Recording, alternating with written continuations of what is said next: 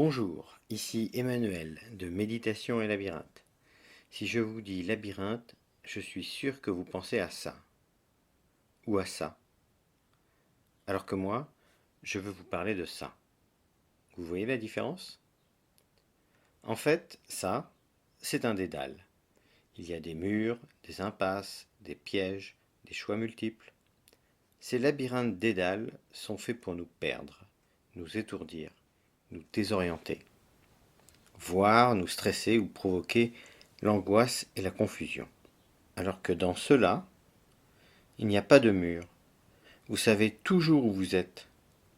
Il n'y a qu'un seul chemin, pas d'angoisse. Il faut juste le suivre avec confiance. Alors que dans le dédale, on a hâte d'en sortir, dans le labyrinthe de méditation, on n'est pas pressé de quitter le centre, parce qu'on s'y sent bien. Au centre, on retrouve notre moi profond, notre fort intérieur.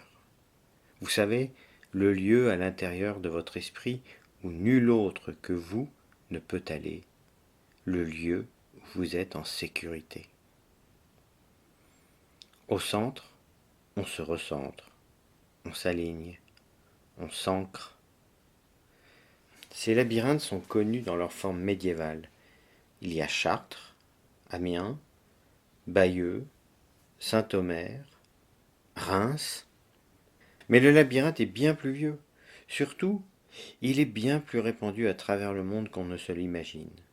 Les plus vieux sont des pétroglyphes du néolithique en Sardaigne, en Italie, en Espagne, en Inde.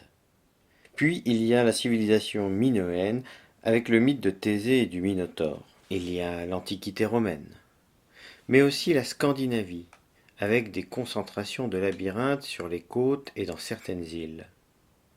Il y a aussi des tribus amérindiennes qui ont trouvé et utilisé ce symbole.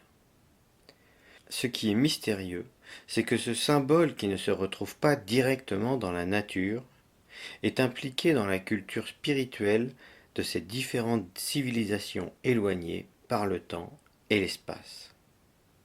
Pourquoi le dessin est le même à travers le temps et l'espace, et pourquoi il est utilisé pour la même chose, la spiritualité. Qu'est-ce que cette forme a de particulier? Comment on la dessine? Quel en est le symbolisme? Pourquoi peut-on s'en servir aujourd'hui pour notre éveil spirituel et notre développement personnel? Pour répondre à ces questions, je vous invite à visionner la webconférence que je vous propose. Pour obtenir un droit d'accès à cette webconférence qui vous révélera les secrets du labyrinthe, suivez le lien qui se trouve dans la description de cette bande-annonce. À bientôt.